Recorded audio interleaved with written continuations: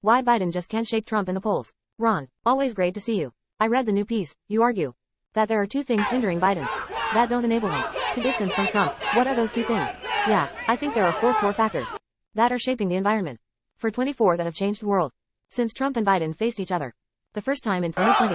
The two big factors that are hurting Biden, the headwinds for him, are, as you said, the concerns about his age. 3/4 of Americans saying he's too old to do the job for a second term, and concerns about inflation. You know, I talked to Stanley Greenberg, a longtime Democratic pollster.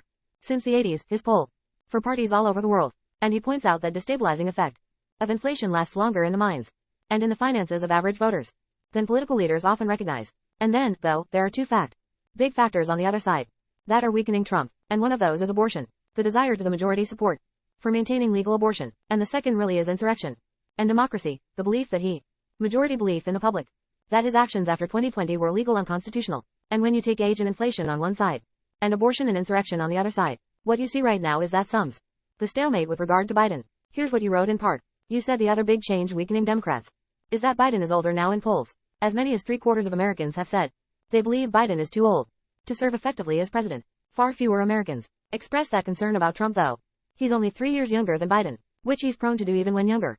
Leave many Democratic strategists in a perpetual state of anxiety, fearful that the president is one slip, physical or verbal, away from political disaster. Are you convinced, Ron Brownstein, that he will be the Democratic nominee? Well, I think, look, we don't know what's going on in his mind, but I think the vast majority of Democrats believe that Biden is going to be the nominee, and they have to figure out a way to make this work with him on the top of the ticket. You know, first of all, Biden has been a more effective legislative president than almost anyone. The people, him, and the people around him, are much more worried than you suggested that a fight to succeed him would tear apart the Democratic Party, precisely as it needs to go up against what I think virtually all Democrats, many non-Democrats, view as an existential threat to American democracy and Trump. And then third, you know, people don't get to see, you know, hand over power as president very, very often.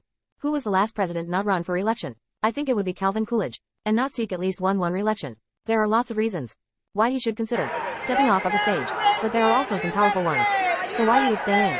And I think most Democrats believe that it's going to be the latter course, and they've got to figure out a way to make this work. That be why the way. If you look at the 2022 results, despite all of the problems that Biden faces, they were all present there in 2022 as well. And in the states that will likely decide the winner next year, Arizona and Michigan, Pennsylvania, Wisconsin among them, abortion and democracy did outweigh inflation and concerns about Biden in those key governors' races. Ron, I fully recognize that many watching today are not going to appreciate my analysis.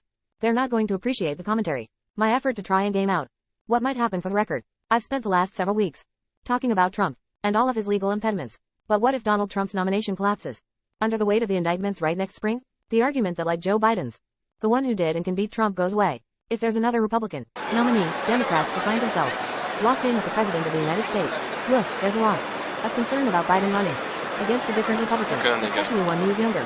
I think Democrats 6 months ago thought DeSantis was clearly a tougher candidate to beat than Trump. I think many of them are not so sure right now that DeSantis is. If you kind of consider the overall landscape against anyone other than Trump, it could be difficult. But Trump sure looks like a commanding favorite right now in the Republican race.